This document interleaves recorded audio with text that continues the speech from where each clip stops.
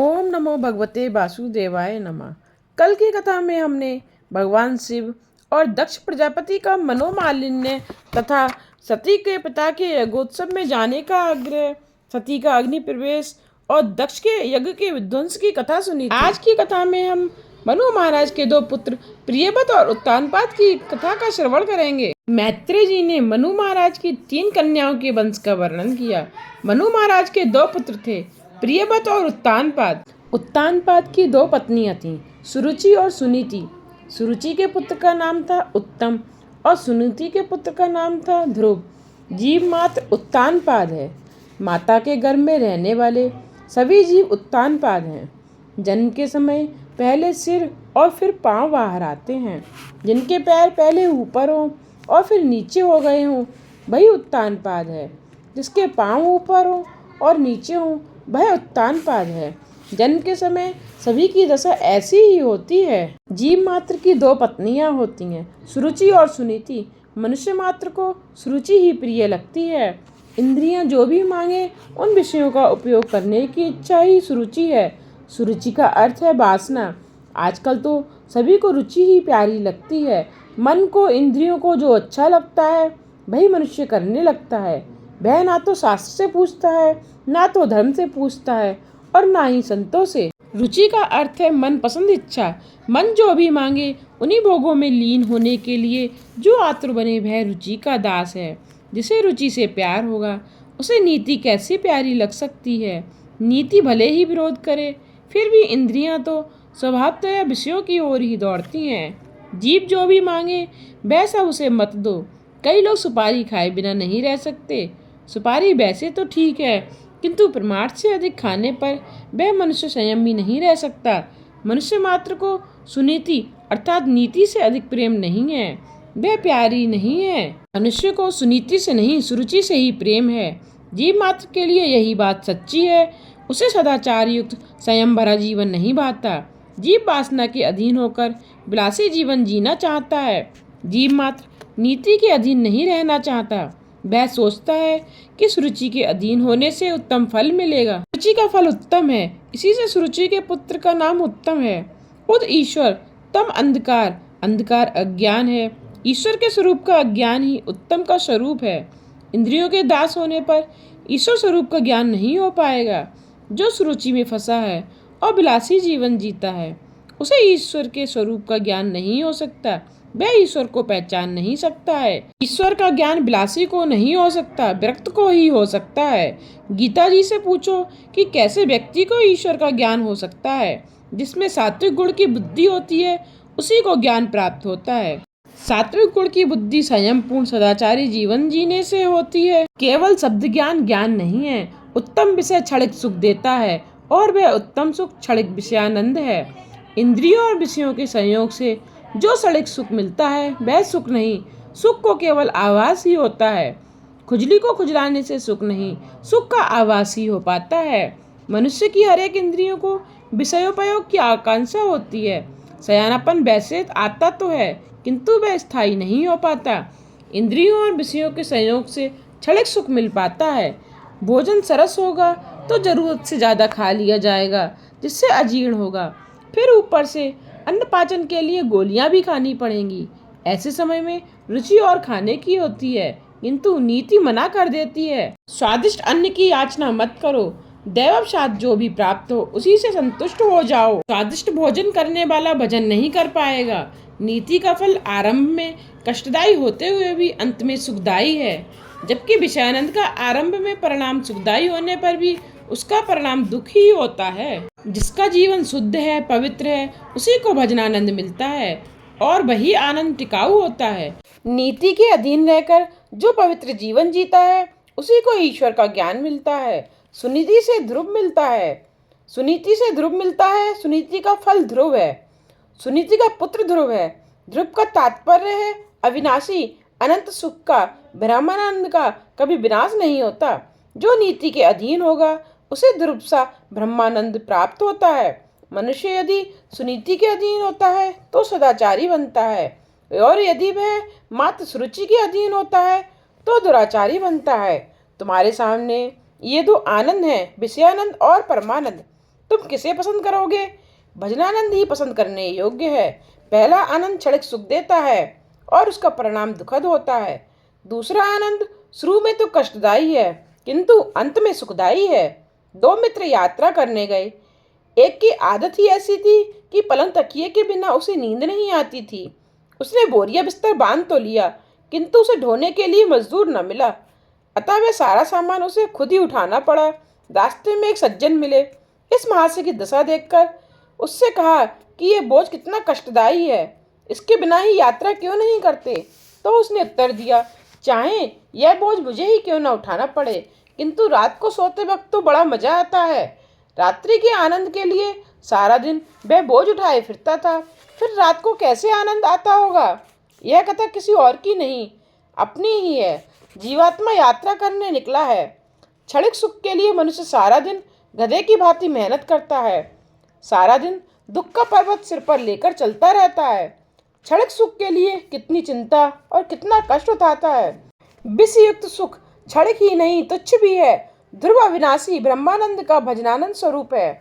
जीव जब ब्रह्मानंद की ओर जाता है तो सुरुचि विघ्न उपस्थित करती रहती है। जीव और ब्रह्मा का मिलन सुरुचि नहीं होने देती। जो मनुष्य सुरुचि के अधीन है, समझो कि वह कामाधीन भी है। उत्तानपाद राजा की दो रानियां और दो पुत्र थे। राजा को सुनीति नहीं सुरुचि ही प्यारी थी। हम सभी की भी यही बात है।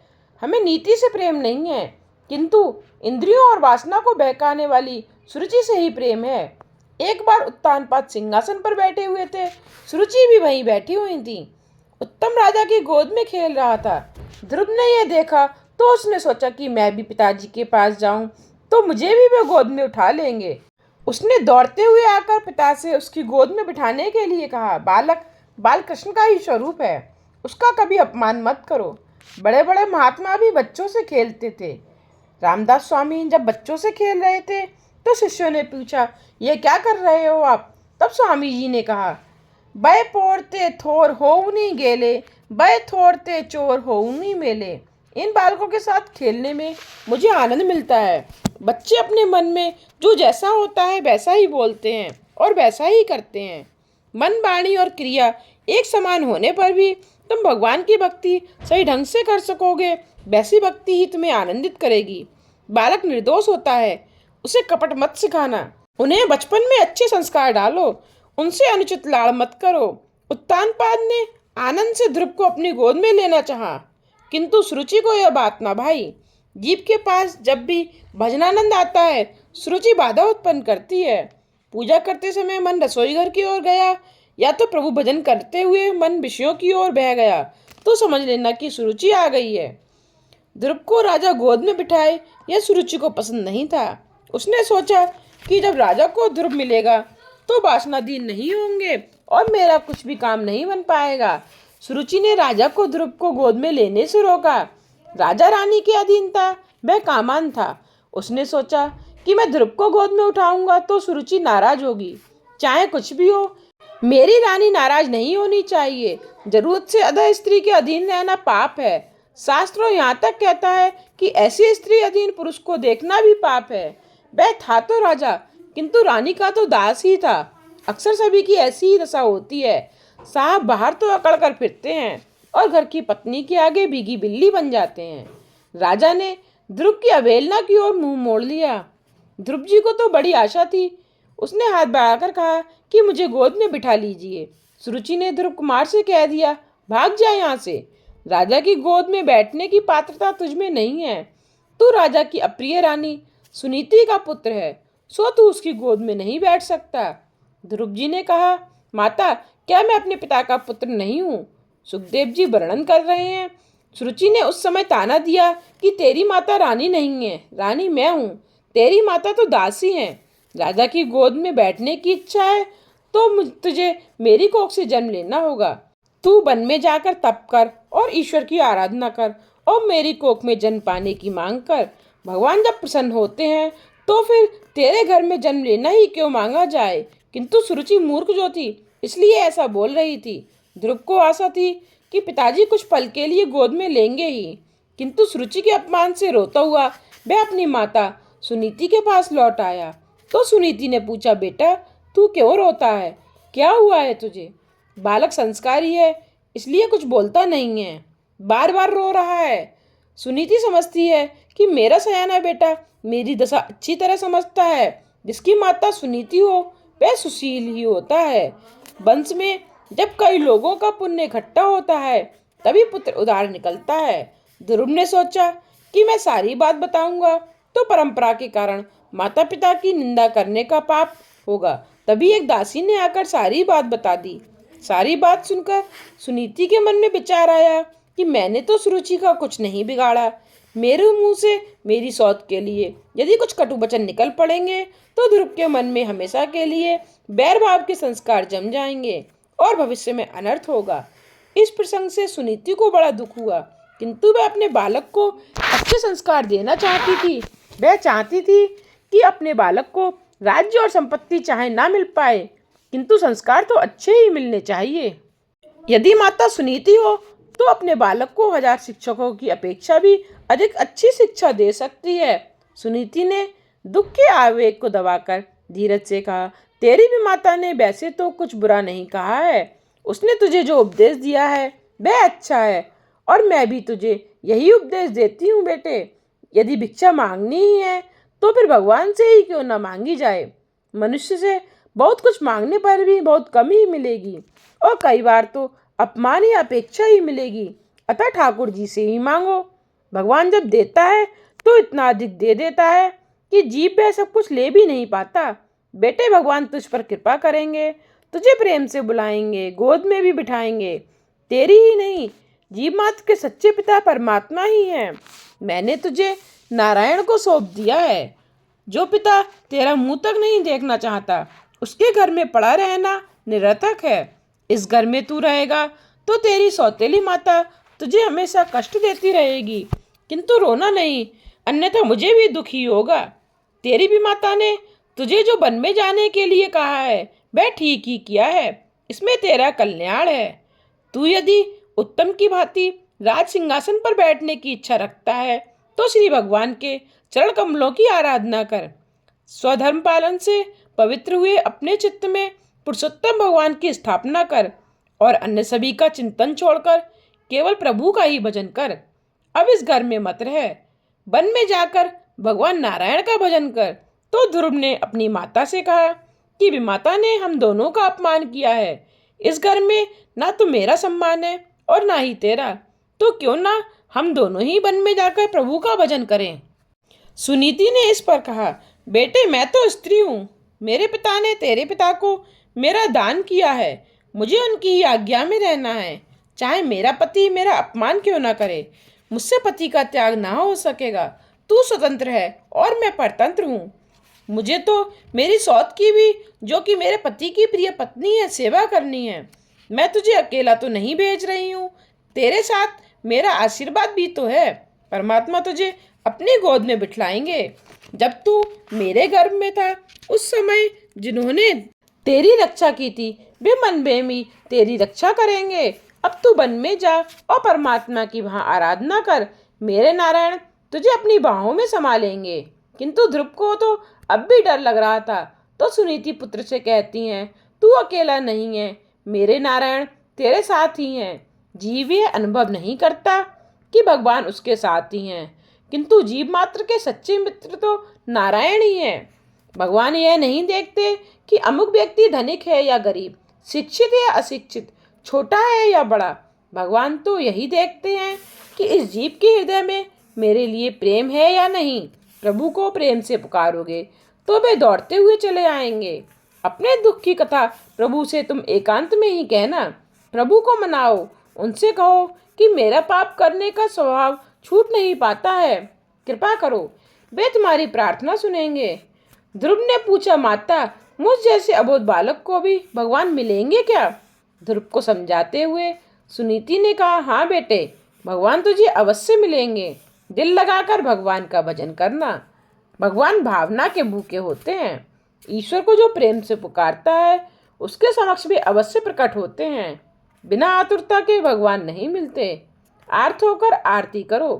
उपनिषद में ईश्वर ने कहा है, यह जीव मेरा पुत्र है, अमृतस्य पुत्रः, मैं तो जीव को अपनी गोद में बिठलाने के लिए तैयार हूँ, किंतु वही मेरे पास नहीं आता। श्रीनाथ जी ने एक बार हाथ ऊपर उठाया हुआ था। उसे देखकर एक वैष्णव ने उनसे पूछा, आपने एक हाथ ऊपर क्यों उठा रखा है? तो श्रीनाथ जी ने उत्तर दिया कि मेरे सभी बालक मुझे भूल गए हैं। मैं एक हाथ ऊपर उठाकर रोज उन्हें बुलाता हूँ, किंतु वे मेरे पास आते ही नहीं हैं। सुनीति ने सोचा कि बालक मेरी तो वंदना कर रहा है, किंतु विमाता की भी वह सद्भाव से वंदना करे तो उसका कल्याण होगा। किसी के प्रति द्वेष रखकर ईश्वर की आराधना नहीं की जा सकती। ऐसी आराधना सफल भी नहीं हो सकती। सुरुचि के प्रति मन में यदि यह अरुचि को भाव रखकर जाएगा तो यह नारायण का ध्यान नहीं कर सकेगा। वह बार बार सुरुचि की बातें ही सोचता रहेगा। सुनीति ने ध्रुव को समझाया, तू मेरा सयाना पुत्र है। अपने पूर्व जन्म के फल के कारण तुझे अपमान सहन करना पड़ रहा है। किसी जन्म में तूने अपनी विमाता का अपमान किया होगा, अतः उसने इस जन्म में बदला ले लिया। लाभ हानि, सुख दुख, मान अपमान आदि सब कुछ पूर्व जन्म के कर्मों का फल है। ज्ञानी उसे हंसते हुए सह लेते हैं और अज्ञानी रोते हुए। जैसा बीज बोया होगा वैसा ही फल मिलेगा। बेटे, तू अपने मन में कुछ भी ना रखना। तेरी भी माता तेरे पिता को प्यारी है, तू क्या उसे प्रणाम नहीं करेगा? तूने जिस प्रकार मुझे प्रणाम किया उसी प्रकार अपनी उस विमाता को भी प्रणाम कर जो तेरे पिताजी को प्रिय है। दो तू मुझे प्रणाम नहीं करेगा तो भी मैं तुझे आशीर्वाद दूंगी, किंतु तेरी विमाता तो तेरे प्रणाम करने पर ही आशीर्वाद देगी। उसकी वंदन करके तू जाएगा तो भगवान जल्दी प्रसन्न होंगे। सभी के आशीर्वाद लेकर वन में जाएगा तो परमेश्वर जल्दी कृपा करेंगे। जिस सुरुचि ने बालक का अपमान किया उसी सुरुचि की वंदना करने के लिए अपने पुत्र को सुनीति भेज रही है। धन्य है सुनीति। ऐसी सुनीति जिसके भी घर में होगी वहाँ कली नहीं आ सकता। 5 वर्ष का बालक ध्रुव कुमार विमाता सुरुचि की वंदना करने गया। वह तो आसन पर अकड़ कर बैठी थी। ध्रुव जी ने उसे साष्टांग प्रणाम किया। सुरुचि ने पूछा कि मुझे वंदन क्यों कर रहा है? ध्रुव ने बताया, माता मैं वन में जा रहा हूँ, अतः आपसे आशीर्वाद लेने आया हूँ। एक पल भर के लिए तो सुरुचि का हृदय पिघला कि कैसा सयाना है ये। अपमानित होने पर भी यह मुझे प्रणाम कर रहा है, किंतु वह स्वभाव से दुष्ट थी और स्वभाव जल्दी नहीं सुधर पाता।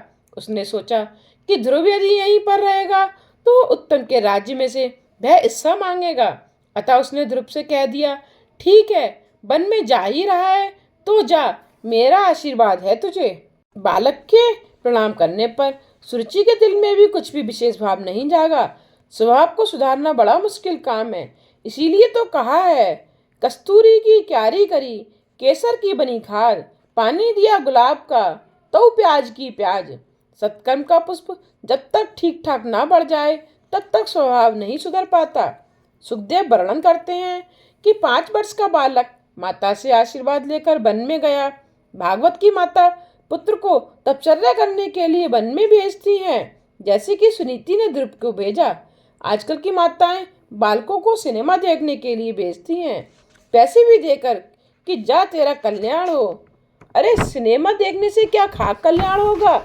इससे तो आंखें, शरीर और अंत में जीवन तक बिगड़ जाएगा।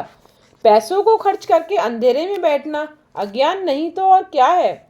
यह हंसने की या मजाक करने की बात नहीं है, रोने की बात है। सिनेमा देखने के लिए अपने बालक को भेजने वाली स्त्री माता नहीं शत्रु है। धन्य है सुनीति जैसी माताएं जो अपनी संतानों को अच्छे संस्कार देती हैं। बालक माता के दोष के कारण चरित्रहीन, पिता के दोष के कारण मूर्ख, वंश के दोष के कारण कायर और स्वयं के दोष के कारण दरिद्र होता है। अपनी दोनों माताओं से आशीर्वाद लेकर ध्रुव वन में जा रहा है। देखिए, 5 वर्ष का बालक वन में जा रहा है। ध्रुव कभी सोचता है कि वन में तो हिंसक पशु मिलेंगे, वे मुझे खा तो नहीं जाएंगे। तो दूसरे ही पल सोचता है, नहीं नहीं, मैं अकेला तो हूँ नहीं। मेरी माता ने तो कहा था कि मैं जहाँ जहाँ जाऊँगा नारायण भी साथ होंगे। सभी को प्रणाम करके, सभी से आशीर्वाद लेकर जो व्यक्ति वन में जाता है उसे रास्ते में संत मिलते हैं। घर में जो झगड़ा करके जाता है उसे संत नहीं मिलते। झगड़ा करके गृह त्याग करने वाले को ना राम मिलते हैं और ना ही माया। मार्ग में ध्रुव जी सोच रहे थे कि घर में तो माता मुझे बेटा कहकर पुकारती थी, किंतु यहाँ वन में मुझे बेटा कौन कहेगा? यहाँ मुझे गोद में कौन बिठाएगा? कौन मुझे प्यार करेगा? वे आगे बढ़ते ही जा रहे थे कि रास्ते में सामने से नारद जी आ मिले। ध्रुव जी ने सोचा कि यह कोई संत हैं। अच्छे संस्कार के कारण ध्रुव ने उन्हें साष्टांग प्रणाम किया। प्रणाम साष्टांग ही करना चाहिए। प्रकृति अष्टधा है। अष्टधा प्रकृति स्वरूप परमात्मा में मिल जाने की इच्छा व्यक्त करने के लिए साष्टांग प्रणाम करना है। प्रणाम करने से आत्मनिवेदन होता है। अधिकारी शिष्य को मार्ग में ही गुरु मिल जाते हैं। सद्गुरु और ईश्वर तत्व एक ही है। परमात्मा और सद्गुरु दोनों व्यापक हैं। सर्वव्यापी को खोजने की नहीं, पहचानने की आवश्यकता है। बालक की विनम्रता से नारद जी प्रसन्न हुए। उनका संत हृदय द्रवित हुआ। उस बालक को उन्होंने गोद में बिठा लिया। सिर पर हाथ फेरने लगे। महापुरुष का हाथ जब मस्तक पर फिरता है तो मन के सारे विकार शांत हो जाते हैं। ध्रुव को लगा कि अपनी माता के आशीर्वाद से यह मार्ग में एक और माता मिल गई। जन्मदाता माता बालक को स्तनपान करा के पुष्ट करती है तो गुरु रूपी माता हमेशा के लिए स्तनपान छुड़ाती है, अर्थात जन्म मृत्यु के चक्र से मुक्त कराती है, मोक्ष दिलाए, अतः फिर कभी जन्म लेकर स्तनपान करना ही ना पड़े। स्तनपान कराने वाली माता श्रेष्ठ है या स्तनपान छुड़ाने वाली माता? स्तनपान छुड़ाने वाली माता गुरु ही श्रेष्ठ है। गुरु तो कहते हैं कि बेटा तुझे मैं ऐसा उपदेश दूंगा कि फिर कभी स्तनपान करना ही ना पड़े। नारद जी ने पूछा, बेटा तू कहाँ जा रहा है? ध्रुव जी ने कहा, भगवान के दर्शन करने के लिए मैं वन में जा रहा हूँ। मेरी माता ने बताया कि मेरे सच्चे पिता तो भगवान नारायण हैं। मैं उन्हीं की गोद में बैठने के लिए जा रहा हूँ। ध्रुव की बात सुनकर नारद जी ने उसकी परीक्षा लेनी चाहिए। सद्गुरु परीक्षा लेने के बाद ही शिष्य को उपदेश देते हैं। नारद जी ने उससे कहा, अरे अभी तो तू छोटा बच्चा है। यह तेरी खेलने कूदने की अवस्था है, प्रभु का जप करने की नहीं। और मेरा विचार है कि साधारण पुरुषों के लिए ईश्वर को प्रसन्न करना बड़ा ही कठिन कार्य है। तू जिनकी कृपा की इच्छा कर रहा है वे तो दुराराध्य हैं। बड़े बड़े ऋषि कई जन्मों तक ईश्वर की आराधना करते हैं, फिर भी उन्हें नहीं मिल पाते। वे भगवान का मार्ग ढूंढते तो हैं किंतु जान नहीं सकते। तू बड़ा होकर पहले हर प्रकार के सुखों का उपभोग कर और वृद्धावस्था में निवृत्त होकर वन में चले जाना। तब शांति से भजन करना, राम नाम जपना और भगवान का दर्शन कर लेना। तू चाहता है कि भगवान तुझे गोद में बिठा लें, किंतु बड़े ऋषि मुनि हजारों वर्षों की तपश्चर्या करने के बाद भी उन्हें पा नहीं सकते हैं, तो फिर तेरे जैसे बालक को वे मिलेंगे ही कैसे? अतः यही अच्छा है कि तू अपने घर वापस चला जा। ध्रुव कुमार ने कहा, जी नहीं, जिस घर में मेरा अपमान होता है वहाँ मैं नहीं रह सकता। अपने पिताजी के राज सिंहासन पर ना बैठने का मैंने निश्चय किया है। इसी जन्म में प्रभु के दर्शन का भी निश्चय किया है। गुरुजी, आप मार्गदर्शन कराएं। ध्रुव का अटल विश्वास देखकर नारद जी ने कहा, जो व्यक्ति अपना कल्याण चाहता है और धर्म, अर्थ, काम और मोक्ष प्राप्त करना चाहता है तो उसके लिए एकमात्र साधन है श्री हरि के चरणों की सेवा। तू मधुवन में जा। वृंदावन में यह मधुबन है जहाँ ध्रुव जी को नारायण के दर्शन हुए थे। यमुना कृपालु है। यमुना महारानी कृपा देवी का अवतार है। भागवत में कुछ ऐसे स्थानों का निर्देश है जहाँ परमात्मा अखंड रूप से विराजते हैं।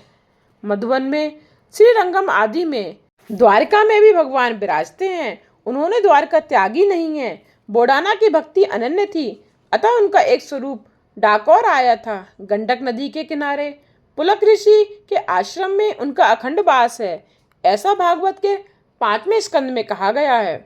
वृंदावन में भगवान का अखंड वास है। यमुना जी तेरा ब्रह्म संबंध सिद्ध करेंगी। यमुना जी तेरे लिए सिफारिश करेंगी। अपात्र होने पर भी माता मानेंगी कि तू उसका हुआ है, अतः भी कृपा करेंगी। नारद जी ने ध्रुव को आज्ञा दी, बत सेरा कल्याण हो। यमुना नदी के तट पर स्थित परम पवित्र मधुबन में तू जा। वहाँ श्री हरि का नित्य निवास है। वृंदावन प्रेम भूमि है। वहाँ रहकर भजन करने से मन जल्दी शुद्ध होता है। वृंदावन दिव्य भूमि है। वहाँ जीव और ईश्वर का मिलन शीघ्र होता है। ध्रुव जी ने पूछा, वृंदावन जाकर वहाँ परमात्मा की आराधना किस प्रकार करनी है? नारद जी ने कहा, ध्यान करने से पहले मानसी सेवा करना। चतुर्भुज नारायण की मानसी सेवा करना। उस समय मन की धारा कहीं टूट न जाए, इसका ख्याल रखना। ईश्वर में मन सतत संलग्न रहना चाहिए। मानसी सेवा श्रेष्ठ मानी गई है। भगवान शंकराचार्य भी कृष्ण की मानसी सेवा करते थे। जो अपने पास कुछ नहीं रखते वैसे विरक्त सन्यासी मानसी सेवा करें, वह उत्तम है। किंतु गृहस्थ के मात्र मानसी सेवा करने से कुछ नहीं बन सकता। गृहस्थ को चाहिए कि वह मानसी और प्रत्यक्ष दोनों सेवा करे। मानसी सेवा के लिए उत्तम समय है प्रातःकाल के 4 से 5:30 बजे का। किसी भी व्यक्ति का मुख देखे बिना सेवा करनी चाहिए। प्रातःकाल उठकर ध्यान करो कि तुम गंगा किनारे बैठे हो। मन से ही गंगा जी में स्नान करो। अभिषेक के लिए चांदी के कलश में गंगा जल लाओ।